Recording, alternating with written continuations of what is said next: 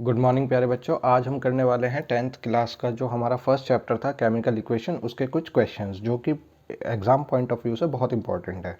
तो इस वाले वीडियो के अंदर हमने कुछ क्वेश्चंस आपके लिए सेट किए हैं जो कि एग्ज़ाम पॉइंट ऑफ व्यू से बहुत ज़्यादा इंपॉर्टेंट है और ये जनरली क्वेश्चंस, इस तरह के क्वेश्चंस एग्ज़ाम में ज़रूर पूछे जाते हैं। तो चलिए शुरू करते हैं हम अपनी वीडियो, जिसमें आज हम करेंगे सारे न्यूमेरिकल्स फर्स्ट चैप्टर से, जो आपका 10th क्लास का फर्स्ट चैप्टर है। तो चलिए पहले शुरू करते हैं फर्स्ट क्वेश्चन से। तो पहला क्वेश्चन क्या कहता है, write a balance chemical equation for the reaction between sodium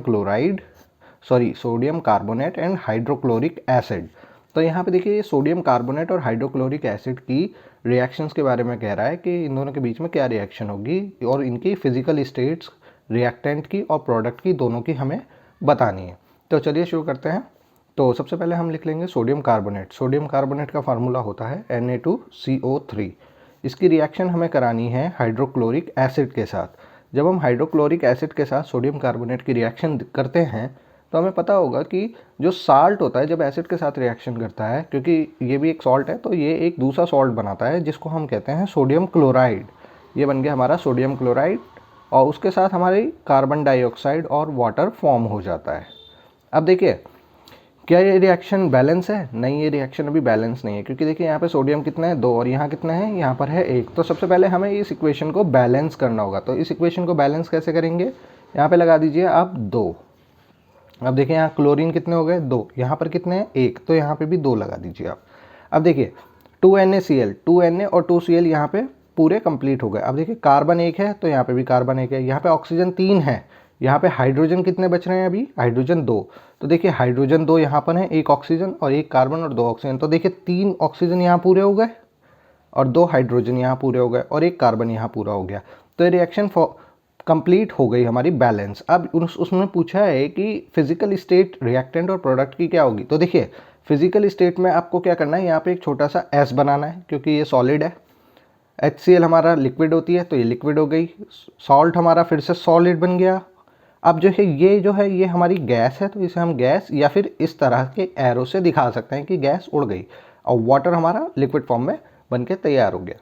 चलिए दूसरा क्वेश्चन पे आते हैं। दूसरा क्वेश्चन है लेड नाइट्रेट जब डिकम्पोज होता है तो क्या बनाता है, lead oxide, nitrogen oxide and oxygen. चलिए इसको बैलेंस करते हैं। तो इसको बैलेंस कैसे करेंगे, देखिए यहाँ पर सबसे पहले लेड गिन लीजिए, 1 है, यहाँ पे भी 1 है, नाइट्रोजन 1 है, यहाँ पे भी नाइट्रोजन 1 है, और ऑक्सीजन गिनती है 2, 3 और 1 4। यहाँ 4 है, यहाँ पर 3 है। तो सबसे पहले हम बैलेंस करते हैं कि इसको कैसे बैलेंस किया जाए। तो क्या करते हैं, पहले हिट एंड ट्रायल लगाते हैं। पहले हम यहाँ पे 2 लिख देते हैं। तो देखिए 2Pb, तो यहाँ पे 2Pb, ठीक है, बैलेंस हो गया। अब इसी तरीके से N, 2 नाइट्रोजन, बैलेंस हो गए, 2Pb, 2 नाइट्रोजन। अब ऑक्सीजन देखिए यहाँ पे 6 है, यहाँ पे कितने हो गए, 2, 2 और 4। तो यहाँ पे कितना ऑक्सीजन की कमी रह गई, यहाँ पे अभी हमें कमी रह गई सिर्फ और सिर्फ 2 ऑक्सीजन की, ठीक है। क्योंकि देखिए यहाँ पे 2 तिया 6, 2 यहाँ पर, 2 यहाँ पर, 4 और यहाँ पर 2, 6, 2, 2 4, 2 6। तो देखिए ये इक्वेशन यहीं बैलेंस हो गई, इक्वेशन बैलेंस, क्योंकि देखिए 2 तिया 6, 3 ऑक्सीजन यहाँ पर थे, 2 यहाँ पर आ गए ऑक्सीजन, 2 यहाँ पर आ गए ऑक्सीजन और 2 यहाँ पर आ गए, 2 4 और 1 6, ठीक है। तो ये इक्वेशन भी हमारी बैलेंस हो गई। चलिए दूसरी इक्वेशन पे आते हैं। दूसरी इक्वेशन है आपकी फेरस सल्फेट जब डिकम्पोज होता है तो आयरन ऑक्साइड, सल्फर डाइऑक्साइड और सल्फर ट्राइऑक्साइड बनाता है। तो देखिए यहाँ पे सबसे पहले आयरन को हम बैलेंस करते हैं। आयरन यहाँ पर 1 है, यहाँ पर 2 है, तो यहाँ पर 2 लगा दूँ। जब यहाँ पर मैं 2 लगाऊंगा तो यहाँ पर देखिए क्या होगा, 2Fe, यहाँ पूरे 2Fe हो गए। अब 2 सल्फर हो गए ना यहाँ पे, तो 2 सल्फर यहाँ पे भी बैलेंस हो गए। अब देखिए ऑक्सीजन कितने यहाँ पे, 2 चौक 8, यहाँ है 3, 2 5 और 3 8। तो ये इक्वेशन भी हमारी बैलेंस हो गई है, ठीक है। नेक्स्ट पर आते हैं। नेक्स्ट इक्वेशन है हमारी C2H6 plus O2 tends to CO2 plus H2O। जब भी इस तरह की इक्वेशन आती है, ये हाइड्रोकार्बन है आपका। जब हाइड्रोकार्बन से रिलेटेड इक्वेशन आती है तो हमेशा कार्बन डाइऑक्साइड और वाटर जनरेट होता है, ये हमने पहले भी पढ़ा है। तो देखिए इसको इक्वेशन को बैलेंस कैसे करेंगे, यहाँ पे कार्बन कितना है, 2, और यहाँ पर कितना है, 1। तो यहाँ पे मैं अगर 2 लगा दूँ तो कार्बन बैलेंस। अब यहाँ पे हाइड्रोजन है 6, यहाँ पर कितना है, 2। तो यहाँ पे अगर मैं 3 लगा दूँ तो हाइड्रोजन भी बैलेंस हो गए। लेकिन अब ऑक्सीजन देखिए यहाँ पे कितने हो गए ऑक्सीजन, 2 2 4 3 7, यहाँ टोटल हो गए ऑक्सीजन 7, और यहाँ पर कितनी है, 2। तो मुझे इस 7 ऑक्सीजन को बैलेंस करने के लिए क्या करना होगा, यहाँ पे लगा दूँ अगर मैं 7/2, तो इक्वेशन मेरी बैलेंस हो गई। लेकिन इसे और सिंप्लीफाई कैसे कर सकते हैं, इस पूरी इक्वेशन की 2 से मल्टीप्लाई आप कर दीजिए तो इक्वेशन बैलेंस हो जाएगी। 2C2H6 plus 7O2 implies 4CO2 plus 6H2O। तो ये इक्वेशन मेरी हो गई आपकी बैलेंस, कंप्लीट बैलेंस। चलिए एक और क्वेश्चन देखते हैं। अब की बार ये वाला जो क्वेश्चन है ये कैल्शियम फॉस्फेट से रिलेटेड है। ये इनऑर्गेनिक मटेरियल होता है आपका कैल्शियम फॉस्फेट की रिएक्शन सिलिका डाइऑक्साइड के साथ। तो यहाँ पे फास्फोरस का ऑक्साइड और कैल्शियम सिलिकेट बन रहा है। तो देखिए इस इक्वेशन को कैसे सॉल्व करेंगे। सबसे पहले कैल्शियम को पकड़ लीजिए, लेफ्ट साइड पर है 3, यहाँ पर है 1, तो यहाँ पर लगा दीजिए 3। तो यहाँ पर कितना हो गया, कैल्शियम हो गया आपके 3 पूरे बैलेंस यहाँ पर। लेकिन सिलिकॉन देखिए यहाँ पर, सिलिकॉन कितने हैं यहाँ पर, यहाँ है 3 और यहाँ पर है 1, तो यहाँ पर मुझे 3 लगाने पड़ेंगे। 3 लगा दिए मैंने। अब देखिए यहाँ पर क्या हो गया हमारे पास, ये दोनों बैलेंस हो गए, कैल्शियम भी बैलेंस हो गया और सिलिकॉन भी बैलेंस हो गया। लेकिन अब ज़रा हम फास्फोरस पे आते हैं क्योंकि हमारा नेक्स्ट जो है वो है फास्फोरस। अब फास्फोरस यहाँ पर कितने हैं, 2, और यहाँ पर कितने हैं, 4, तो यहाँ पर मुझे 2 लगाने पड़ेंगे। अब 2 लगा दिया मैंने, तो यहाँ कैल्शियम कितने हो गए, 2 3 6, तो यहाँ पर मुझे 6 लगाना पड़ेगा। ठीक है, तो यहाँ पे सिलिकॉन भी कितने हो गए, सिलिकॉन भी हो गए मेरे 6। समझ रहे कैसे बैलेंस होता जा रहा है। तो यहाँ पर रिएक्शन क्या होगी मेरी, रिएक्शन हो गई मेरी अब 2Ca3PO4 twice plus 6SiO2 which implies P4O10 plus 6CaSiO3। अब देखिए कैल्शियम यहाँ पे बैलेंस 6, सिलिकॉन यहाँ पे बैलेंस 6, फास्फोरस यहाँ पे 2 ये रहे और 2 ये रहे, 2 दूनी 4, यहाँ पे 4। अब देखिए ऑक्सीजन, 2 चौक 8 दूनी 16 और 6 दूनी 12, 16 और 12 28, यहाँ पर हैं 10 और 6 3 18, 18 और 10 कितने हो गए 28। तो ये इक्वेशन हो गई मेरी बैलेंस। ठीक है, नेक्स्ट इक्वेशन पर आते हैं। नेक्स्ट इक्वेशन देखिए बहुत इंपॉर्टेंट है क्योंकि इसके अंदर थोड़ी कन्फ्यूजन क्रिएट होगी। कैसे, अभी आपको पता चल जाएगा कि इसमें हम क्या करेंगे।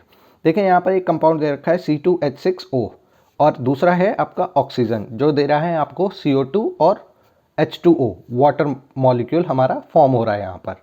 ठीक है, तो अब यहाँ पे हम इसको कैसे बैलेंस करेंगे, जैसे हमने पिछली वाली इक्वेशन को सॉल्व किया था C2H6 वाली को, तो इसी तरीके से करेंगे। यहाँ पे कार्बन कितने हैं 2, यहाँ पर 1, तो सबसे पहले 2 लगा दीजिए। हाइड्रोजन कितने 6, यहाँ 2, यहाँ लगा दिए 3। अब देखिए कार्बन और हाइड्रोजन बैलेंस हो चुके हैं, बचे क्या हैं ऑक्सीजन। यहाँ कितने बचे ऑक्सीजन 7, और यहाँ कितने हैं 2 और 1। तो मुझे इस 7 को इन 3 से बैलेंस करना है। तो मैं क्या करूँ, अगर यहाँ पर मैं 3 लगा दूँ, 3 दूनी 6 और 1 7, तो क्या इक्वेशन बैलेंस नहीं हो गई, हो गई ना बैलेंस। तो इस टाइप के क्वेश्चन ये सबसे आसान क्वेश्चन होते हैं, ये क्वेश्चन आपके जनरली एग्जाम में पूछ लिए जाते हैं। चलिए अब दूसरे कुछ और क्वेश्चंस को सॉल्व करते हैं। ये भी आपके एग्जाम पॉइंट ऑफ व्यू से बहुत ज़्यादा इंपॉर्टेंट है, तो इसको भी करते हैं। देखिए ये एग्जाम में पूछा जा चुका है पहले क्वेश्चन, तो ये इंपॉर्टेंट है इसलिए मैंने इसको यहाँ पर रख दिया है। अब देखिए यहाँ पर नाइट्रोजन और हाइड्रोजन मिल करके अमोनिया बना रहे हैं। अब आपको यहाँ दिख रहा है यहाँ तो 2 हाइड्रोजन है, यहाँ 3 हाइड्रोजन है, तो यहाँ पर मुझे इसको बैलेंस करना है ना, यहाँ 3 है यहाँ 2 है, तो कैसे बैलेंस करूं। सबसे पहले मैं यहाँ पे 2 लगा दूं, 2 3 6, तो यहाँ पे 3 दूनी 6, हो गए बैलेंस। अब देखिए यहाँ पे नाइट्रोजन 2 है, यहाँ नाइट्रोजन 2 है, ऑलरेडी हो गई equation balance. N2 + 3H2 tends to 2NH3। इसी तरीके से दूसरे पे आ जाइए, KClO3 tends to KCl + O2। अब देखिए यहाँ पर जो इक्वेशन है उसको क्या करना है, यहाँ पे KCl का डिकम्पोजिशन हुआ है, वो KCl में टूटा है और ऑक्सीजन में टूटा है। ठीक है, यहाँ पे ऑक्सीजन कितने हैं 3, और यहाँ पर कितने, देखिए KCl तो बैलेंस है लेकिन ऑक्सीजन बैलेंस नहीं है, यहाँ 3 है यहाँ 2 हैं। तो यहाँ क्या करूँ, यहाँ पर मुझे 3 ऑक्सीजन चाहिए जबकि यहाँ पर 2 हैं, तो मैं इसको 3/2 कर दूँ, 3 हो गए ना ऑक्सीजन, 2 से 2 कैंसिल, 3 ऑक्सीजन। लेकिन ये इक्वेशन और सिंप्लीफाई कैसे करेंगे, इसको ऐसे करेंगे 2KClO3 टेंड्स टू 2KCl, पूरी इक्वेशन को 2 से गुणा कर दिया है, 3O2। देखिए इक्वेशन बैलेंस हो गई अब आपकी जो इक्वेशन बनी है वो ये बन गई। ठीक है, चलिए दूसरी इक्वेशन देखते हैं। Sodium chloride when react with fluorine give sodium fluoride and chlorine gas. Sorry यहाँ पे 2 रह गया, ठीक है। तो देखिए अब इसको बैलेंस करना है, NaCl प्लस F2, यहाँ पे 2 F है, यहाँ पर 1 F है, Na बराबर है, लेकिन यहाँ पे 2 F है, यहाँ पर 1 F है, तो यानी कि यहाँ पे 2 लगेगा। जब यहाँ 2 लगेगा तो सोडियम पे भी 2 लगेगा। देखिए 2 NaCl plus F2 gives you 2 NaF plus Cl2। क्या इक्वेशन बैलेंस नहीं हो गई? चलिए दूसरा क्वेश्चन पे आ जाते हैं। दूसरा क्वेश्चन देखते हैं। AgNO3 plus MgCl2 gives you AgCl plus MgNO3। अब देखिए यहाँ पर सिल्वर है, सिल्वर किससे रिएक्ट कर रहा है? नाइट्रेट से, और यहाँ पे मैग्नीशियम 2 क्लोरीन के साथ, यहाँ पे 1 सिल्वर 1 नाइट्रेट से, यहाँ 1 मैग्नीशियम 2 क्लोरीन से। तो देखिए क्लोरीन तो यहाँ पे 2 दिख गए ना, तो यहाँ पे सबसे पहले 2 लग गया, क्योंकि और कहीं पे क्लोरीन है ही नहीं। तो जब यहाँ पे 2 लगा तो Ag कितने हो गए? 2, तो यहाँ पे 2 लग गया। अब देखिए मैग्नीशियम पे नहीं लगा था यहाँ पे कुछ, तो यहाँ पे मैग्नीशियम 1 ही है, तो ये मैग्नीशियम 1 ही है, लेकिन यहाँ पे NO3 कितने हो गए? 2, तो यहाँ पे आप 2 लगा देंगे। इक्वेशन हो गई हमारी ये भी बैलेंस। चलिए नेक्स्ट पे आते हैं। नेक्स्ट इक्वेशन है आपकी MgS plus AgNO3 gives you MgNO3 plus AgS। अब देखिए मैग्नीशियम की वैलेंसी जो होती है वो होती है +2, और सल्फर की हो गई इसी तरीके से -2, तभी तो ये न्यूट्रल हुआ है ना। इसी तरीके से सिल्वर की हो गई +1, तो नाइट्रेट की हो गई -1, तभी ये न्यूट्रल बनेगा। अब देखें यहाँ पे मैग्नीशियम नाइट्रेट है, अब यहाँ पे मैग्नीशियम की 2 है और नाइट्रेट की 1 है, तो इसको बैलेंस करने के लिए अगर मैं इसकी मल्टीप्लाई 2 से कर दूं, यानी कि अगर मैं नाइट्रेट को 2 से मल्टीप्लाई कर दूं, तो देखिए यहाँ पे +2 हो गया और यहाँ पर क्या हो गया? -1 × 2, तो ये न्यूट्रल हो गया ना कंपाउंड। तो इस तरीके से भी कंपाउंड जो रिएक्शंस हैं एग्जाम में आ सकते हैं, जिसमें आपको इस तरह से बैलेंस करना होगा। अब देखिए यहाँ पर Ag कितना है? यहाँ पर +1, और सल्फर कितना है? -2, तो यहाँ पे क्या करना पड़ेगा? अब देखिए उसको भी छोड़ देते हैं, नाइट्रेट 2 आ गए ना, तो यहाँ पे 2 लग गया, तो यहाँ पे क्या आएगा? Ag2S। समझ रहे हैं इक्वेशन किस तरीके से बैलेंस करनी होगी? आपको थोड़ा सा दिमाग लगाना पड़ेगा, क्योंकि इस तरह के क्वेश्चंस ये डिफ़िकल्ट क्वेश्चंस कहे जाते हैं। ये क्वेश्चंस एग्जाम में ज़रूर पूछे जाते हैं, और इसमें अक्सर बच्चे गलती कर जाते हैं कि इसमें क्या करना है, क्योंकि इसमें कुछ तो करना ही नहीं है, यहाँ पे दिख ही नहीं रहा है कैसे करूँ। पहले आपको इक्वेशन लग रही थी बहुत सिंपल सी कि भाई सिंपल डिस्प्लेस हो गए, लेकिन एक्चुअली में डिस्प्लेस नहीं होते हैं। यहाँ पर आपको वैलेंसी चेक करके उसको पूरी कंप्लीट फॉर्म में लिखना होगा, ठीक है। चलिए नेक्स्ट क्वेश्चन देखते हैं। ये क्वेश्चन थोड़ा इंपॉर्टेंट भी है और थोड़ा हार्ड भी है इस इक्वेशन में, क्योंकि ये इनऑर्गेनिक रिएक्शन से रिलेटेड है, तो ये इक्वेशन में बहुत ज़्यादा ये एग्जाम में काफ़ी ज़्यादा पूछा भी जाता है। तो इस इक्वेशन को कैसे सॉल्व करेंगे? देखिए यहाँ पर सबसे पहले हम हाइड्रोजन गिन लेते हैं। हाइड्रोजन है 2, यहाँ पर है हाइड्रोजन 4, दिख गया आपको? 2 यहाँ पर, 2 यहाँ पर, 2 यहाँ पर। तो सबसे पहले अगर मैं यहाँ 2 लगा दूँ तो क्या हाइड्रोजन मेरे बैलेंस हो गए? हाँ बैलेंस हो गए। अब देखिए सल्फर, देखिए 1 सल्फर 1 सल्फर, 2 सल्फर है यहाँ पे, तो दूसरा सल्फर ये आ गया, सल्फर भी बैलेंस हो गए। जिंक 1 है, जिंक 1 है, ये भी मेरा बैलेंस हो गया है। अब मुझे ये तो पता चल गया कि मेरे पास यहाँ पर सल्फर भी बैलेंस है, हाइड्रोजन भी बैलेंस है और जिंक भी बैलेंस है। तो अब इस इक्वेशन को, और ऑक्सीजन रह गया है इसके अंदर, तो ऑक्सीजन को किस तरीके से बैलेंस किया जाए? तो देखिए यहाँ पे 2 चौक 8 ऑक्सीजन है, यहाँ पर कितने हैं? 4 और 1 5। ऑक्सीजन कितने हैं यहाँ पे? 5, और यहाँ पर कितने ऑक्सीजन है? 4। अब इसको कैसे बैलेंस करेंगे? देखिए यहाँ 4 हैं, अगर मैं यहाँ पर 4 से मल्टीप्लाई कर दूँ, अगर मैं यहाँ पर 4 से मल्टीप्लाई करता हूँ तो ऑक्सीजन मेरे 8 हो गए ना, ठीक है। अभी मैं बस इतना ध्यान में रखिए कि आपने यहाँ पे 4 से मल्टीप्लाई किया है, तो मेरे ऑक्सीजन बैलेंस हो गए। अब यहाँ पर आपने 4 से मल्टीप्लाई किया, तो अब ज़रा हाइड्रोजन, अब इक्वेशन रीफॉर्म होगी, दोबारा से बनेगी। 4 दूनी 8 और 2 10, यहाँ पे कितने हाइड्रोजन हो गए? 10, यानी कि मुझे यहाँ लगाना पड़ेगा 5H2SO4 plus zinc, which gives you zinc sulphate plus H2S plus 4H2O। अब देखिए 5 चौक 20 ऑक्सीजन है यहाँ पर, यहाँ 4 हैं, यहाँ 4 हैं। अब देखिए यहाँ 4 तो मैंने बैलेंस कर दिए क्योंकि वो यहाँ से बैलेंस हो गए, लेकिन ये बैलेंस नहीं हुए। अब यहाँ पर हैं 4, मेरे यहाँ पर हैं 20 ऑक्सीजन और यहाँ हैं 4। अब 20 में से 4 गए, 16 बचे ना, तो 16 किसके पहाड़े में आता है? 4 के पहाड़े में आता है।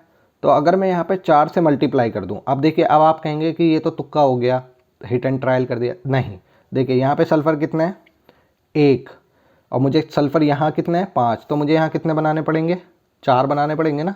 तो 4 सल्फ़र बने, इक्वेशन बैलेंस, यहाँ जिंक 4 हो गए, तो आपकी इक्वेशन बैलेंस हो गई। ये थोड़ा टाइम टेकिंग इक्वेशन है, मैंने आपको करके दिखा दिया, ईजी है, लेकिन जब आप एग्जाम में बैठते हो आप नर्वस होते हो और बहुत ज़्यादा गड़बड़ कर जाते हो इस इक्वेशन के अंदर। तो यहाँ पे जो मेन चीज़ समझने वाली थी वो ये थी कि आपको ऑक्सीजन बैलेंस करके हाइड्रोजन बैलेंस किए और फिर आपने इक्वेशन को दोबारा रिफॉर्म किया।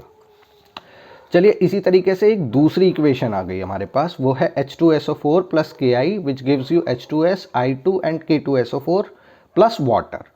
ठीक है, अब इस इक्वेशन को कैसे सॉल्व करना है, देखिए यहाँ पर भी सेम मेथड अप्लाई करेंगे। सबसे पहले हम क्या करेंगे, हाइड्रोजन को बैलेंस करते हैं, 2 और 4, तो यहाँ पे 2 हैं, तो सबसे पहले मैं 2 लगा देता हूँ यहाँ पर। अब जब मैंने यहाँ पे 2 लगाया तो 2 सल्फ़र भी हो गए, एक सल्फ़र ये भी दिख रहा है मुझे। अब देखिए यहाँ पे पोटेशियम, देखिए के कितने हैं, 2, यहाँ कितना है, 1, तो यहाँ मैंने 2 लगा दिए। ठीक है, hydrogen balance, sulphur balance, potassium balance, iodine balance, सब बैलेंस, लेकिन बचा क्या, ऑक्सीजन। 2 चौक 8 ऑक्सीजन है यहाँ पर।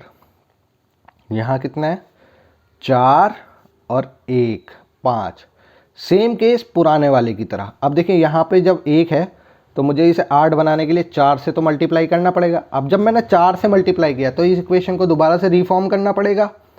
4 दूनी 8 और 2 10, तो यहाँ पर मुझे क्या करना पड़ेगा, 5H2SO4 plus KI which gives you H2S plus I2 plus K2SO4 plus 4H2O। अब देखिए यहाँ पे हो गए 10 हाइड्रोजन और 5 सल्फ़र और 20 ऑक्सीजन। अब यहाँ पे KI, तो अभी हम KI को 2 ही दो रखा था मैंने, हाँ यहाँ पे 2 रख लेते हैं। ठीक है, हाइड्रोजन देखिए यहाँ पे हो गए 10, पूरे बैलेंस हो गए। ठीक है, ऑक्सीजन कितने हैं यहाँ पे, 4 और 4 8, मुझे कितने चाहिए, 20 ऑक्सीजन चाहिए, मेरे पास है यहाँ पर 8।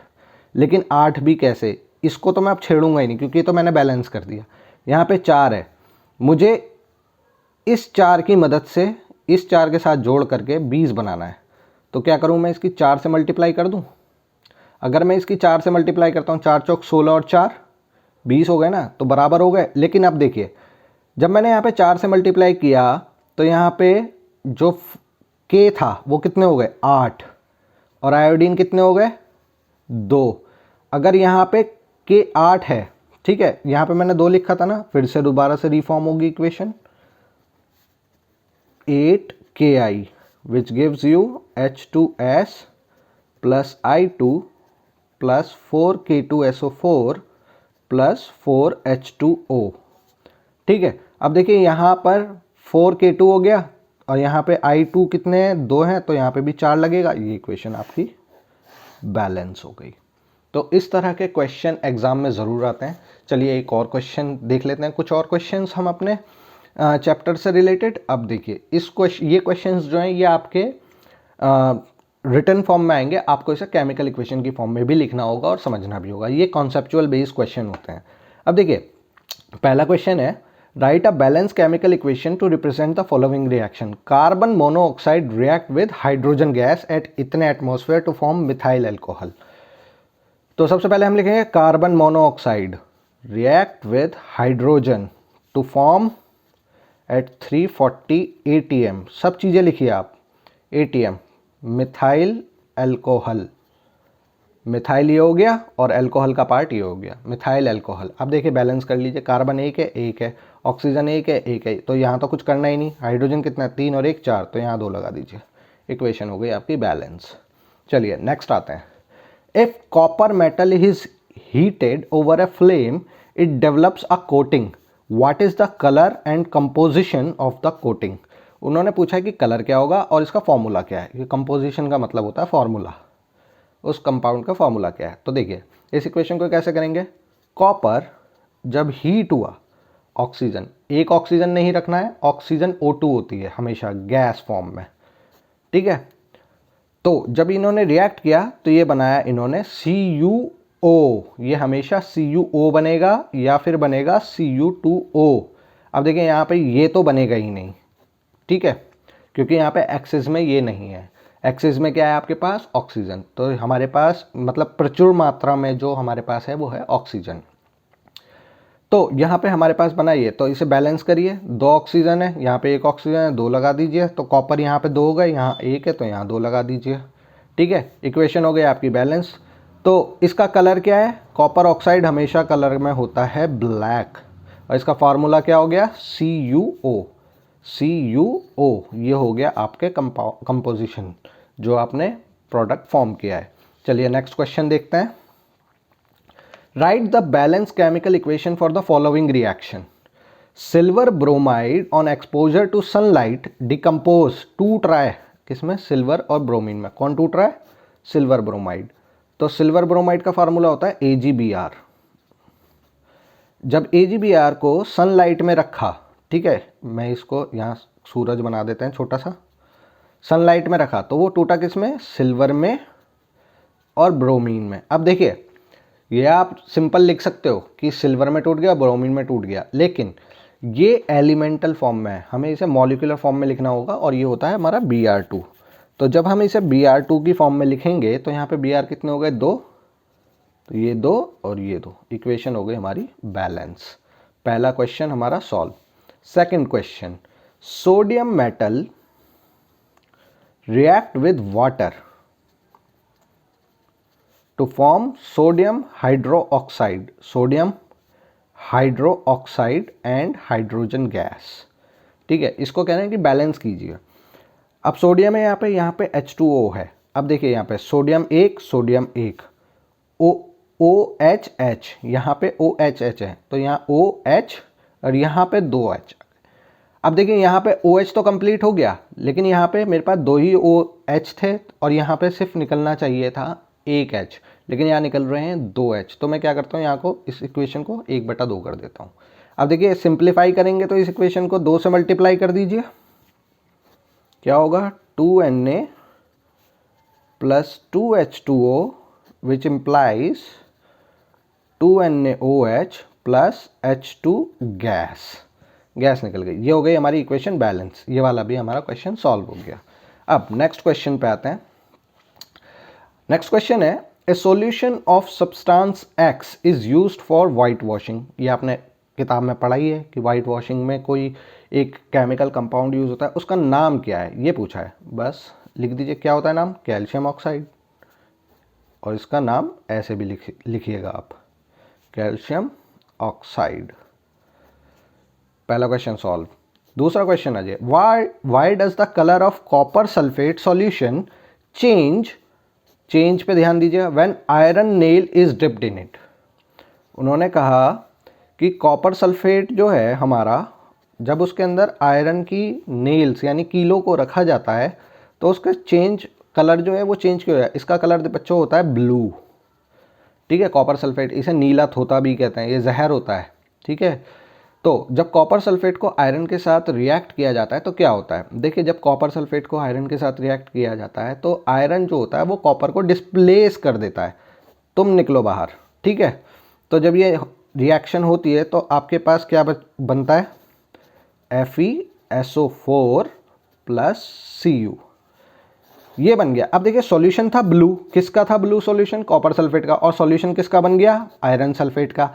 तो ब्लू कलर आपका हल्का हो गया ना, खत्म होने लगा। तो यहाँ पर जो रिएक्शन हुई, इस रिएक्शन को कहते हैं डिस्प्लेसमेंट रिएक्शन। Displacement reaction. ठीक है, चलिए ये भी क्वेश्चन हमारा सॉल्व हो गया। नेक्स्ट क्वेश्चन पे आते हैं। नेक्स्ट क्वेश्चन है, when the powder of a common metal is heated in an open China dish it colour turn black. क्या कह रहे हैं वो? एक मेटल है जिसे हीट किया गया है। अभी आपने पिछले क्वेश्चन में पढ़ा ही था कि किसको ब्लैक, जिसको हम मेटल को हमने ऑक्सीजन में जब हीट किया था तो वो किस कलर में चेंज हो गया था? ब्लैक में। ठीक है, when hydrogen is passed over the hot black substance, जो हमारा ये बना है उसके ऊपर जब हाइड्रोजन गैस को पास किया तो क्या हुआ? उसने अपनी ओरिजिनल जो कलर था उसे रीगेन कर लिया, मतलब वापस से उसी कलर में आ गया। अब based on the above information answer the following question. अब फॉलोइंग क्वेश्चंस के क्या आंसर देने हैं हमें। पहला क्वेश्चन है what type of chemical reaction take place in each of the given step, पहली चीज ये। दूसरा, name the metal initially taken in the powder form, ठीक है। नेक्स्ट क्या है, write the chemical equation for both the reaction. अच्छा देखिए, सबसे पहले हम सी वाला करते हैं। इस ये कर दिया तो ये दोनों आपस में आराम से हो जाएंगे।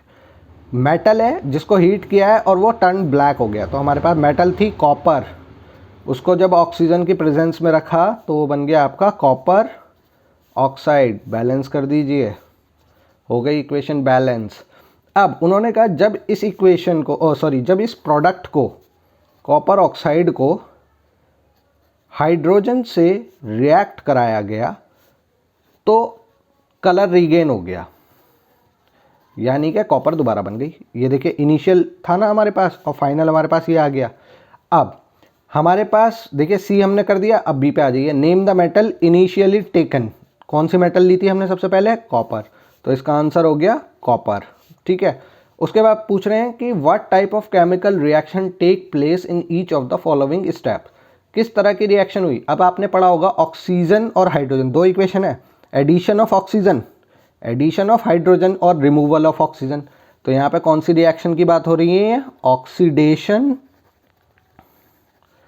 Reduction, oxidation reduction reaction. समझ में आया बच्चों, ये 5 नंबर में आएगा आपका क्वेश्चन, और 5 नंबर में इस तरह के क्वेश्चन बहुत आते हैं और ये बहुत आसान होते हैं करने, बस आपको थोड़ा ध्यान लगाना है कि आप क्या कर रहे हो उसमें, ठीक है। चलिए नेक्स्ट पे आते हैं।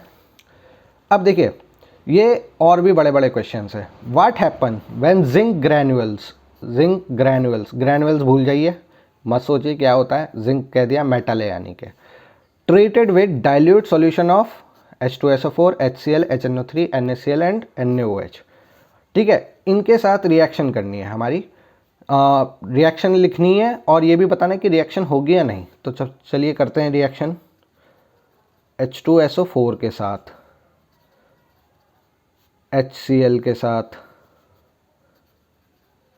HNO3 के साथ, इन सब के साथ हम रिएक्शन को परफॉर्म करते हैं। पहले देखिए जब भी मेटल की रिएक्शन स्ट्रॉन्ग एसिड यानी H2SO4 या HCl या HNO3 के साथ होती है, ये तो अम्लों का राजा है, जब भी इसके साथ रिएक्शन होगी हाइड्रोजन, मेटल कभी भी किसी भी एसिड के साथ रिएक्शन करेगी हाइड्रोजन गैस ज़रूर निकलेगी।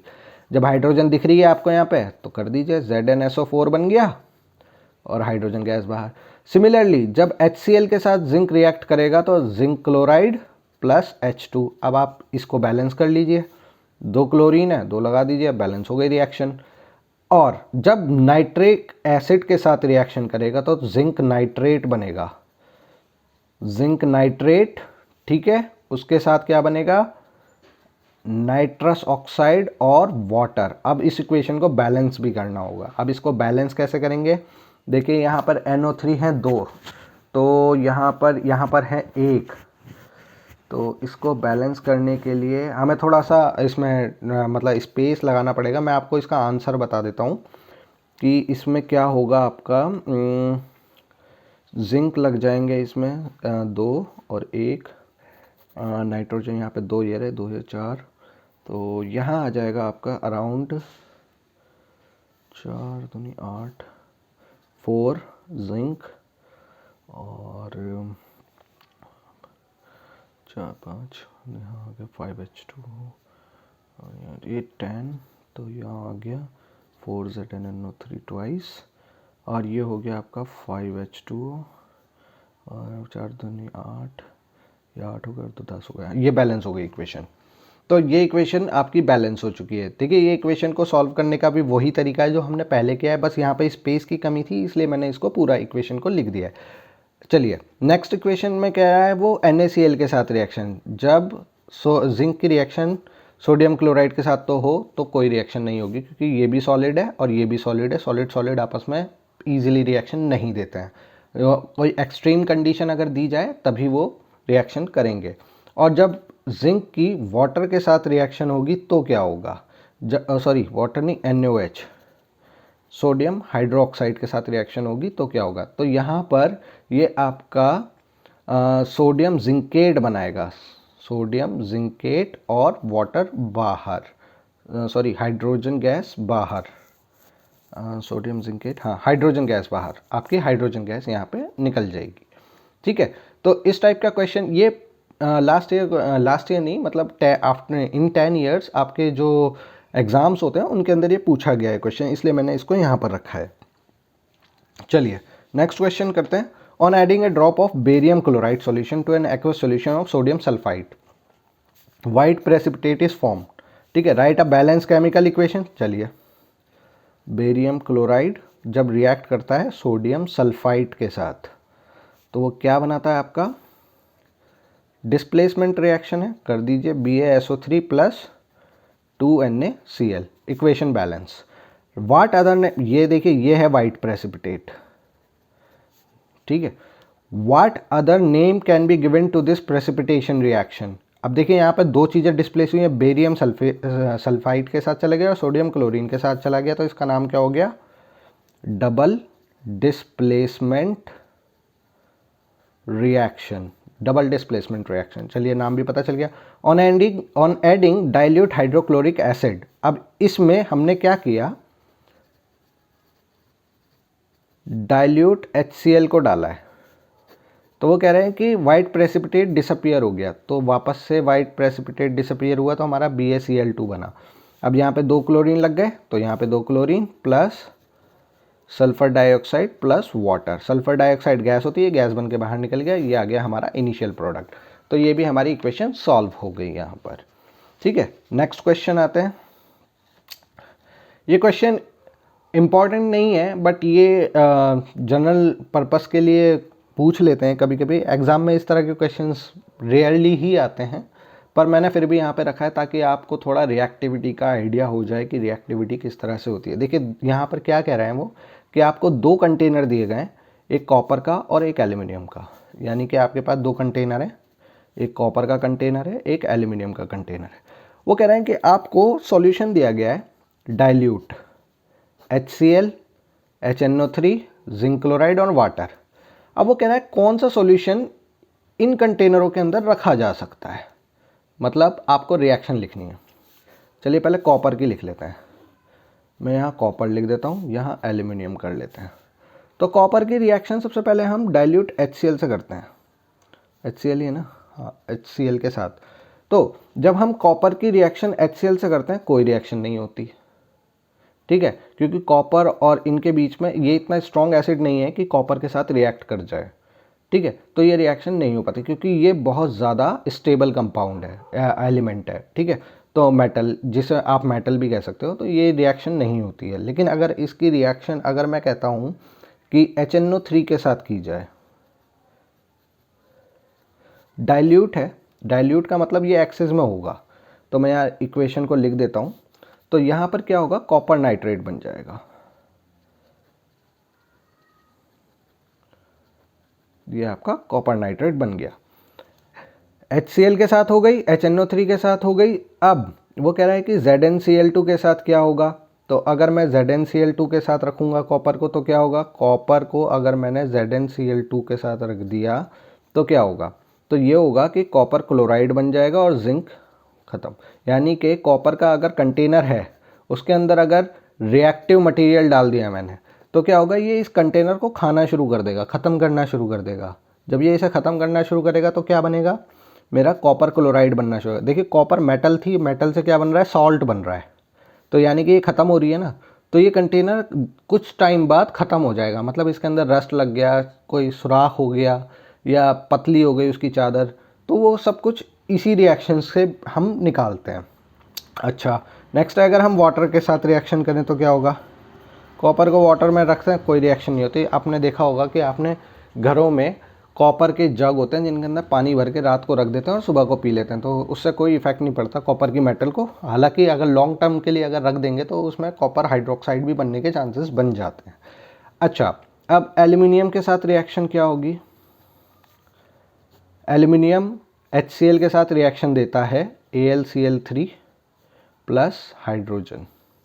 एल्यूमिनियम एसिड के साथ रिएक्शन कर जाता है क्योंकि ये ज़्यादा रिएक्टिव मटेरियल है, लेस स्टेबल है, तो यहाँ पर इसे बैलेंस कर दीजिए और ये आपकी बैलेंस 3/2 H2 गैस बाहर हो गई, बैलेंस हो गई।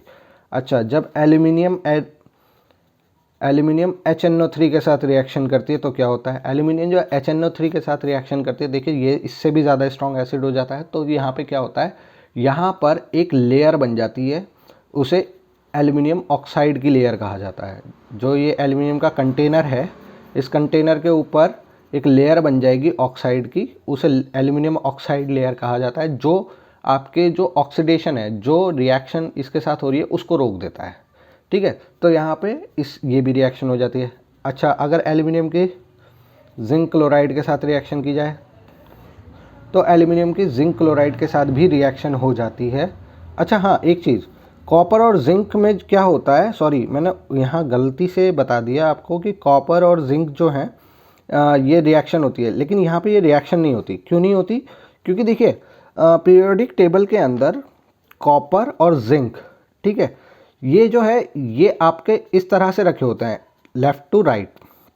तो यहाँ पे क्या होता है कि जो जिंक है ना वो ज़्यादा स्टेबल है, ठीक है, लेकिन कॉपर जो है ये रिएक्टिव है।